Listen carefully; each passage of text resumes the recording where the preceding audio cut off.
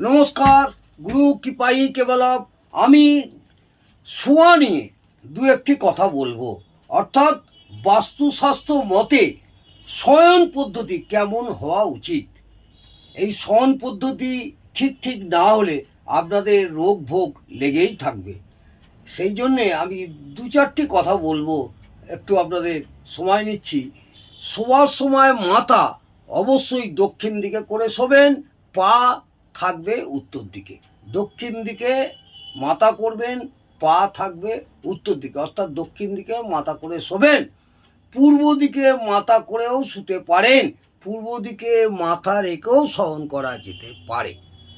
এতে শোয়ার সময় পৃথিবীর চুম্বকীয় তরঙ্গের পজিটিভ এনার্জি শরীরে স্বাভাবিকভাবে প্রবেশ করতে পারে, এবং এই পজিটিভ এনার্জি স্বাভাবিকভাবে প্রবেশ করার জন্যে আপনাদের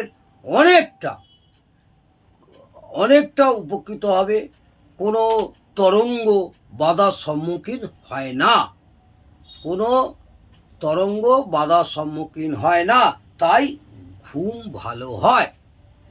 শরীর ও মন উভয়ই সুস্থ থাকে, শরীর ও মন উভয়ই সুস্থ থাকে। কোনো মতে পশ্চিম দিকে মাথা করে শোবেন না, কোনো মতে পশ্চিম দিক এবং উত্তর দিকে মাথা করে শোবেন না। বোঝা গেল? সব থেকে উত্তম দক্ষিণ দিকে মাথা করবেন, পা করবেন উত্তর দিকে। পূর্ব দিকে মাথা রেখেও শয়ন করা যেতে পারে। এতে শোয়ার সময় পৃথিবীর চুম্বকীয় তরঙ্গের পজিটিভ এনার্জি শরীরে স্বাভাবিকভাবে প্রবেশ করতে পারে, কোনো তরঙ্গ বাধার সম্মুখীন হয় না। সেই জন্যে ঘুমও ভালো হয় এবং শারীরিক কোনো রকম কষ্ট হয় না।